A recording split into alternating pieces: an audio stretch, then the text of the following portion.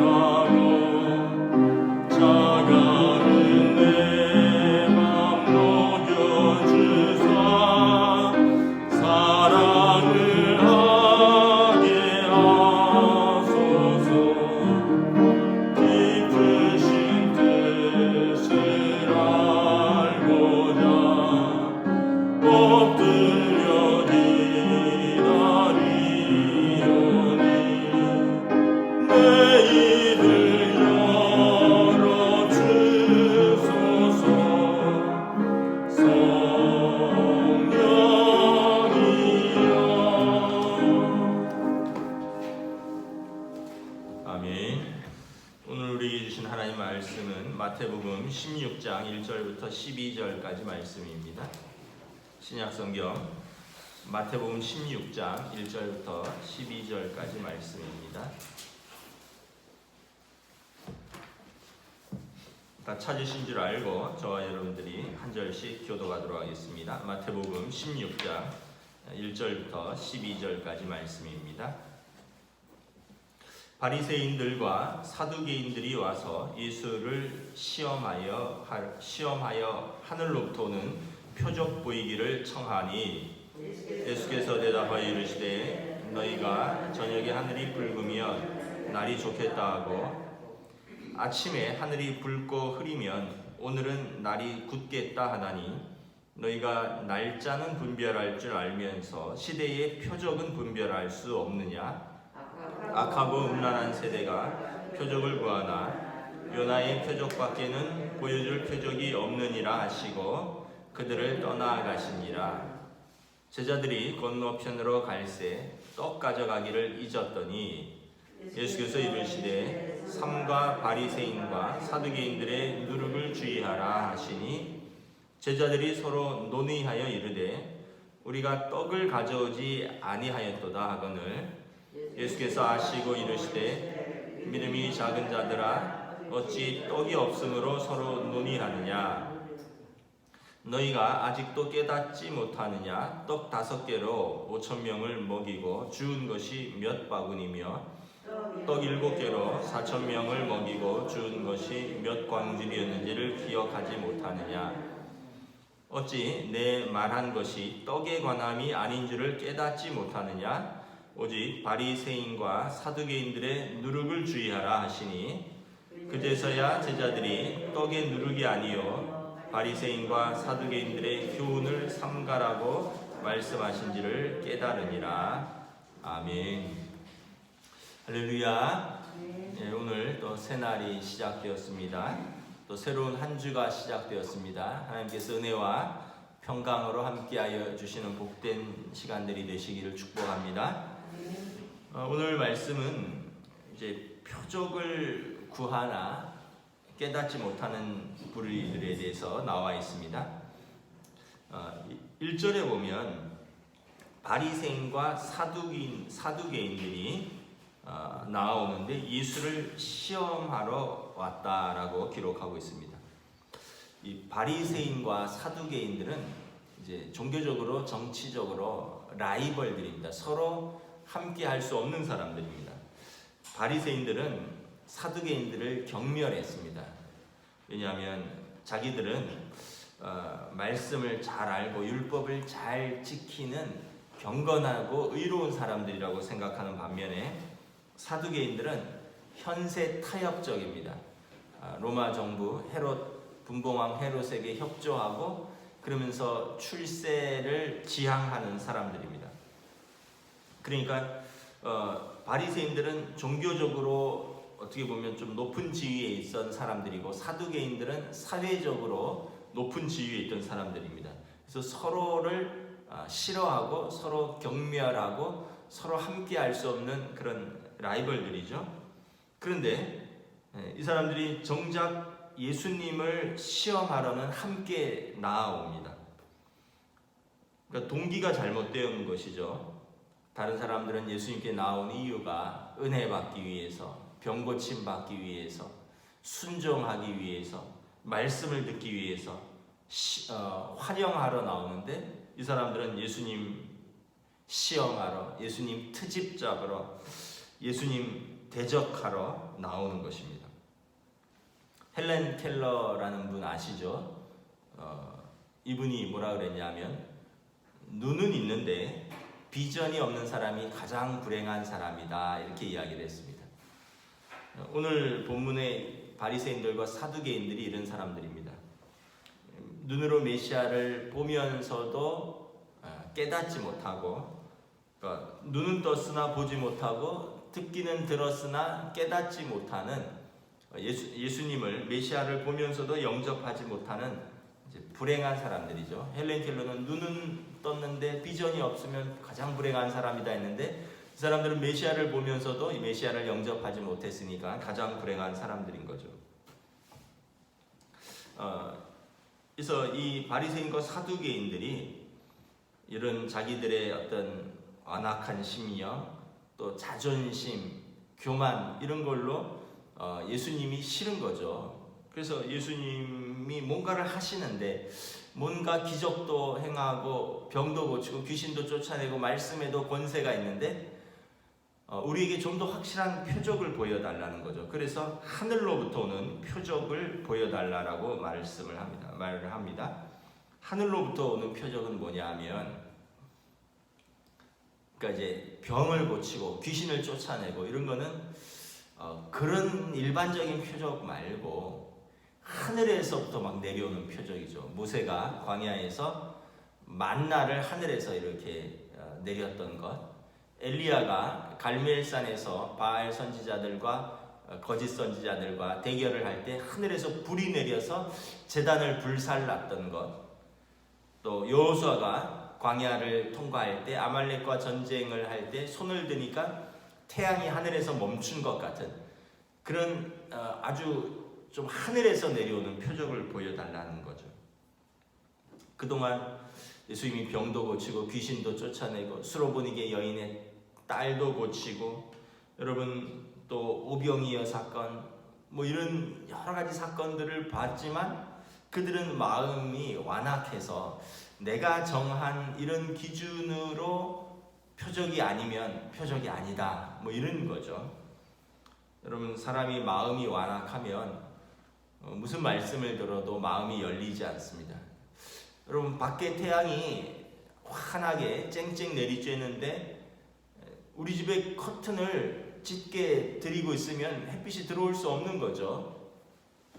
마찬가지로 여러분 아무리 예수님께서 진리를 선포하고 기적을 행하셔도 그들이 마음의 커튼을 열지 않으면 진리를 진리로 받을 수가 없는 겁니다. 예수님이 귀신을 쫓아내면 바알세불을 힘입어 귀신의 왕을 힘입어 귀신을 쫓아낸다 하고, 그래서 예수님을 무슨 마술사 취급하는 거죠. 정확하게 하늘로부터 오는 표적을 보여달라. 예수님께서 뭐라고 대답을 하십니까? 2절 3절 우리 함께 읽습니다. 시작. 예수께서 대답하여 이르시되 너희가 저녁에 하늘이 붉으면 날이 좋겠다 하고 아침에 하늘이 붉고 흐리면 오늘은 날이 굳겠다 하나니 너희가 날씨는 분별할 줄 알면서 시대의 표적은 분별할 수 없느냐. 그 당시 사람들은 뭐 농부들이나 어부들이 대부분이죠. 그러니까 농사를 짓고 고기를 잡으러 가는 사람들이 제일 중요한 게 뭡니까? 날씨입니다. 다음 날 날씨가 어떨까? 아침에 일어나서 오늘 날씨가 어떨까? 우리도 그렇지 않습니까? 우리도 요즘 뭐 하도 춥기도 하고 뭐 때로는 풀리기도 하고 눈이 오기도 하고 이러다 보니까 아침에 일어나면 저 같은 경우도 오늘 날씨가 어떤가 이렇게 스마트폰을 보는 거죠. 근데 그 당시 사람들은 하늘을 보면서 날씨를 알 수 있었습니다. 저녁에 하늘이 저녁 노을이 붉게 들이우면 태양이 이제 붉게 지는 걸 보니까 내일은 해가 쨍쨍하게 뜨겠구나, 날씨가 좋겠구나 이렇게 짐작을 하는 거죠. 아침에 저녁에는 붉어도 노을 때문에 아침에는 붉으면 구름에 가린 거죠. 오늘은 구름이 끼고 날이 굳겠구나. 그러면 농사 짓는 분들, 배를 띄우는 분들은 날씨를 참고해야 되는 거죠. 이것은 삶의 지혜입니다. 예수님께서 그 말씀을 하는 것입니다. 너희가 날씨는 분별할 줄 알면서 시대의 표적은 분별할 수 없느냐. 쉽게 얘기하면 이겁니다. 너희가 세상 일에는 그렇게 밝으면서 영적인 일에는 그렇게 어둡냐는 거예요. 돈 버는 일, 뭐 부동산 오르내리고 주식 오르내리고 이런 거는 그렇게 밝은데 왜 영적인 일에는 그렇게 무지하고 무관심하느냐 이런 뜻입니다. 제가 언젠가 약속이 있어서 고속터미널까지 지하철을 한번 타고 가는데 제 옆에 앉는 분이 스마트폰으로 주식을 검색을 하는데 충무로부터 고속터미널 갈 때까지 한 30분 정도 걸릴 것 같은데 한시도 쉬지 않고 주식을 계속 보더라고요. 아마 뭐 오르는 종목이 있고 내리는 종목이 있고 막 그러니까 전체를 보면서 팔아야 할 건 팔고 사야 할 건 살고 이런 것 같아요. 그러니까 이게 어느 것에 마음을 쓰면 어느 것에 마음을 쏟으면 그냥 거기에 마음이 다 팔리게 되는 거죠. 뭐 그걸 하는 게 나쁘다는 것이 아니라 여러분 우리가 세상 일에는 그렇게 마음을 쏟고 세상 일에는 그렇게 영리하고 세상 일에는 그렇게 밝은데 너희가 하나님의 자녀로서 영적인 일에는 그렇게 어둡고 무지하느냐 예수님의 책망인 것입니다. 특별히 종교 지도자라고 하는 바리새인들과 서기관들 그리고 세속적인 지도자라고 하는 사두개인들 너희들 정말 신앙을 독점했다고 생각하는 사람들, 남보다 우리가 뛰어나다고 생각하는 사람들, 그런데 너희들은 정작 하나님에 대해서는 그렇게 무지하느냐라고 예수님이 책망을 하는 것입니다. 그러면서 4절에 예수님이 그들에게 하늘의 표적을 보여달라고 하는 그들에게 이렇게 대답하십니다. 4절 함께 읽습니다. 악하고 음란한 세대가 표적을 구하나 요나의 표적밖에는 보여줄 표적이 없느니라 하시고 그들을 떠나가시니라. 예수님께서 그들을 책망하십니다. 악하고 음란한 세대라는 거죠. 악하다라는 표현은 바리새인들을 겨냥한 것입니다. 그들은 율법 그리고 장로들의 유전, 전통을 그렇게 붙들고 굉장히 자기들이 의롭다고 생각하면서 살지만 예수님 보실 때는 위선적인 신앙생활이요 완악한 마음이라는 것입니다. 그래서 너희는 악하다, 음란하다라는 표현은 사두개인들을 표현하는 것입니다. 사두개인들은 말씀드렸다시피 현세 타협적입니다. 로마에 협조하고 분봉왕 헤롯에게 협조하면서 현세의 영화와 세속 문화에 깊이 침식된 세속주의자들, 자유주의자들인 것입니다. 그러니까 예수님이 보실 때 바리새인들, 사두개인들, 너희 악한 세대요, 너희 음란한 세대요. 아까 말씀드린 것처럼 두 부류는 서로가 함께할 수 없는 사람들입니다. 바리새인들은 사두개인들을 세속적이라고 경멸하고, 사두개인들은 바리새인들을 지들만 의롭다고 생각하고 교만하다라고 싫어하는 사람들. 그러니까 서로가 물과 기름 같은 어떤 라이벌들인데, 근데 이 사람들이 이 예수님을 대적하는 일, 악한 일을 하는 데는 한 마음이라는 것입니다. 그래서 예수님께서 이 악하고 음란한 세대에게 내가 무슨 표적을 더 보여주겠느냐, 요나의 표적밖에는 보여줄 표적이 없다라고 말씀을 하십니다. 여러분 요나서에 나오죠. 요나가 큰 물고기 뱃속에 사흘간 들어가 있다가 이제 다시 나오는 거죠. 예수님의 이 말씀은 예수님이 십자가에 죽으심, 무덤에 사흘간 있다가 그리고 부활하심을 의미하는 것입니다. 그래서 마태복음 12장 39절 40절에 보면 악하고 음란한 세대가 표적을 구하나 요나의 표적밖에는 보일 표적이 없느니라. 요나가 밤낮 사흘을 큰 물고기 뱃속에 있었던 것 같이 인자도 밤낮 사흘을 땅속에 있으리라. 십자가의 죽으심, 부활이 표적이라는 것입니다. 그럼 하나님의 아들이 사람의 몸을 입으시고 이 땅에 오셔서 우리의 죄짐을 짊어지고 십자가에서 죽으시고 무덤에 계시다가 하나님께서 하늘의 능력으로 예수님을 살리시고, 그리고 예수님께서 부활의 첫 열매가 되신 것, 그리고 이것을 믿는 자는 영원히 죽지 않은 영생을 얻는 것, 이것이 가장 큰 표적이라는 것입니다. 바리새인들과 사두개인들은 이 표적을 이해하지 못했습니다. 이해하지도 못했고 예수님도 4절에 보면 그들을 떠나셨습니다. 그럼 안 믿으려고 작정한 사람들, 마음이 완악한 사람들, 이 사람들에게는 말씀도 기적도 별 의미가 없다는 것입니다. 예수님도 그들을 더 이상 상대하지 않고 떠나셨습니다. 여러분 어떤 기적을 원하십니까? 어떤 표적을 원하십니까?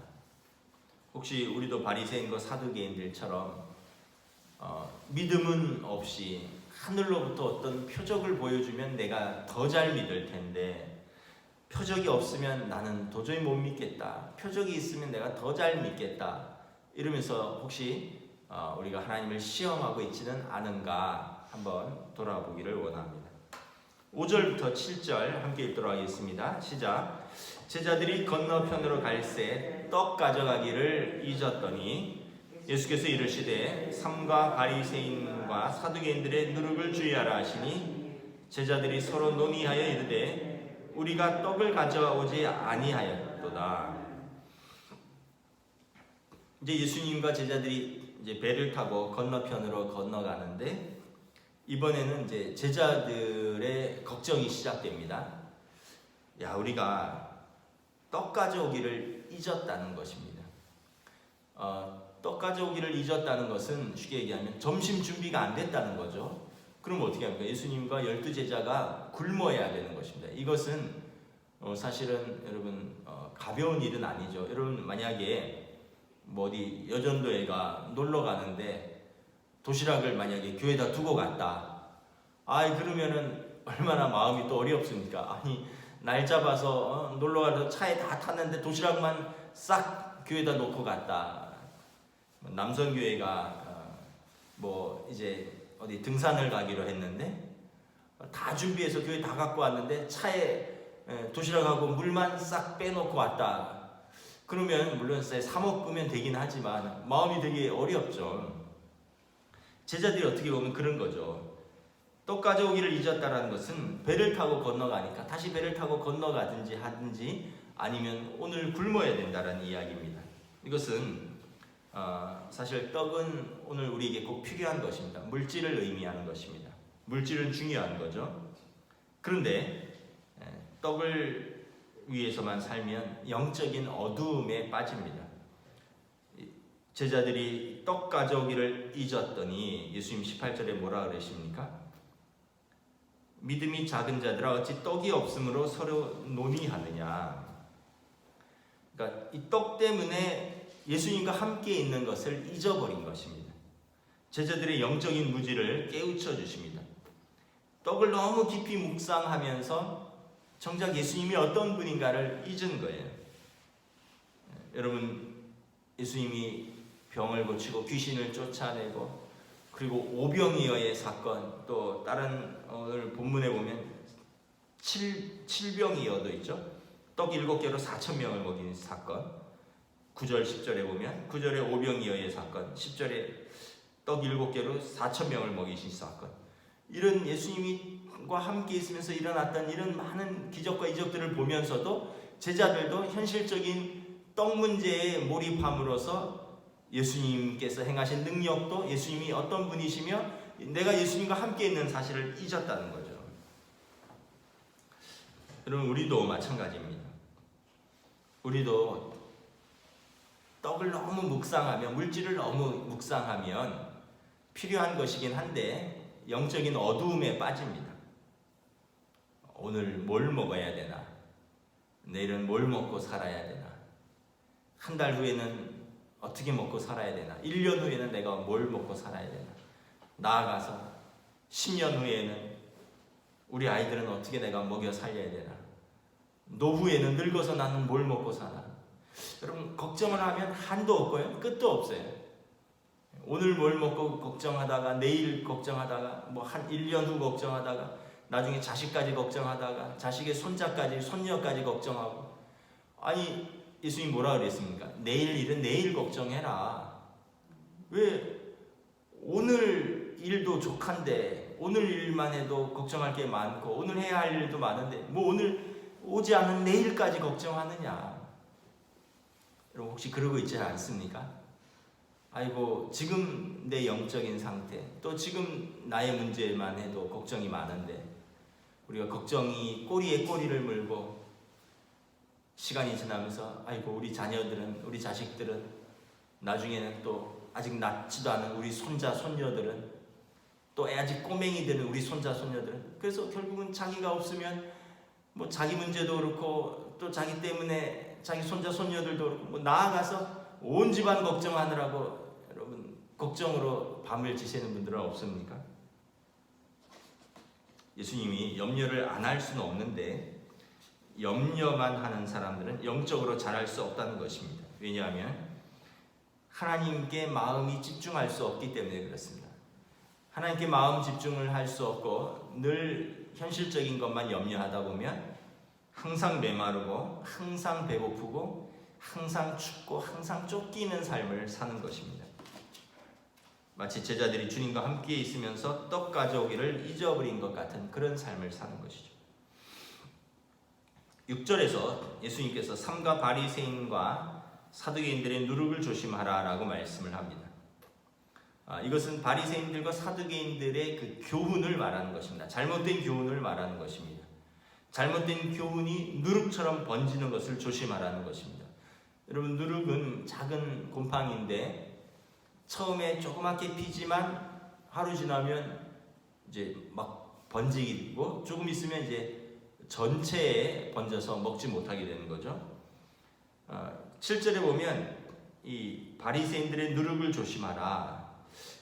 제자들은 예수님이 우리가 누룩은 이제 떡 만드는 데 쓰는 곰팡이니까 예수님께서 떡을 가져오지 않았다고 책망하는 것 아니냐 이렇게 생각을 한다는 것이죠. 그 예수님은 그게 아니라 바리새인들의 잘못된 교훈들, 잘못된 가르침을 조심하라고 말씀을 하는 것입니다. 그러니까 예수님과 제자들이 지금 완전히 같은 이야기를 하는 것 같은데 선문답을 하는 거죠. 예수님은 진리에 대해서, 제자들은 떡에 대해서 대답을 하고 마는 것입니다. 8절부터 8절 우리 함께 읽도록 하겠습니다. 시작. 예수께서 아시고 이르시되 믿음이 작은 자들아 어찌 떡이 없으므로 서로 논의하느냐. 우리 9절부터 12절 우리 서로 교독하겠습니다. 너희가 아직도 깨닫지 못하느냐. 떡 5개로 5,000명을 먹이고 준 것이 몇 바구니며 떡 7개로 4,000명을 먹이고 준 것이 몇 광줄이었는지를 기억하지 못하느냐. 어찌 내 말한 것이 떡에 관한 것이 아닌 줄을 깨닫지 못하느냐. 오직 바리새인과 사두개인들의 누룩을 주의하라 하시니 그제서야 제자들이 떡의 누룩이 아니요 바리새인과 사두개인들의 교훈을 삼가라고 말씀하신 줄을 깨달으니라. 8절에 보면 예수님께서 제자들에게 믿음이 작다라고 말씀을 하십니다. 예수님이 보실 때 이들의 제자들의 믿음이 작으니까 떡의 문제가 커 보이는 거죠. 여러분, 믿음과 두려움, 믿음과 염려는 반비례라고 했습니다. 믿음이 크면 여러분 문제도 작아지는 것이고요. 떡에 대한 염려도 작아지는 것입니다. 반대로 믿음이 작으면 현실에 대한 염려, 떡에 대한 염려가 커지는 거죠. 그래서 예수님께서 너희 믿음이 작으니까 현실의 문제에 빠져서 정작 예수님의 가르침을 떡에 관한 것으로 이야기하고 그들이 떡에 대한 이야기만 하고 있다는 것입니다. 그래서 예수님께서 9절에 보면 일어났던 사건들을 좀 기억해라. 너희가 아직도 깨닫지 못하느냐? 떡 5개로 5,000명을 먹인 것 사건, 10절에 떡 7개로 4,000명이 먹인 사건을 너희가 기억하지 못하느냐? 여러분, 믿음은 뭐냐면 기억하는 것입니다. 믿음은 하나님의 은혜를 기억하는 것입니다. 염려가 크면 염려가 우리의 은혜의 기억을 지워버립니다. 믿음이 커지면 하나님의 은혜의 역사들이 생각나고 그것을 기억하게 되고 그리고 그 은혜로 믿음으로 이제 염려를 이기는 것이죠. 그래서 여러분, 믿음은 하나님이 하신 일을 기억하는 것이다. 그래서 기억하고 그 현재화시켜서 현실을 믿음으로 이기는 것입니다. 그래서 여러분 말씀을 읽으십시오. 성경 말씀을 읽으면 예수님께서 우리를 위하여 하신 많은 일들, 하나님께서 우리를 사랑하셔서 하신 많은 일들이 기록되어 있습니다. 이걸 읽고 우리가 기억하고 현재화시켜서 현실의 문제에서, 현재의 고난에서, 현재의 상황에서 이 믿음으로 이 은혜의 기억을 되살려서 이 문제를 넘어가고 이기는 것입니다. 이것이 믿음인 것입니다. 기도하겠습니다. 하나님 은혜를 감사합니다. 바리새인과 사두개인들은 많은 가르침을 직접 듣고 많은 표적을 직접 보면서도 예수님 그리스도로 영접하지 못했습니다.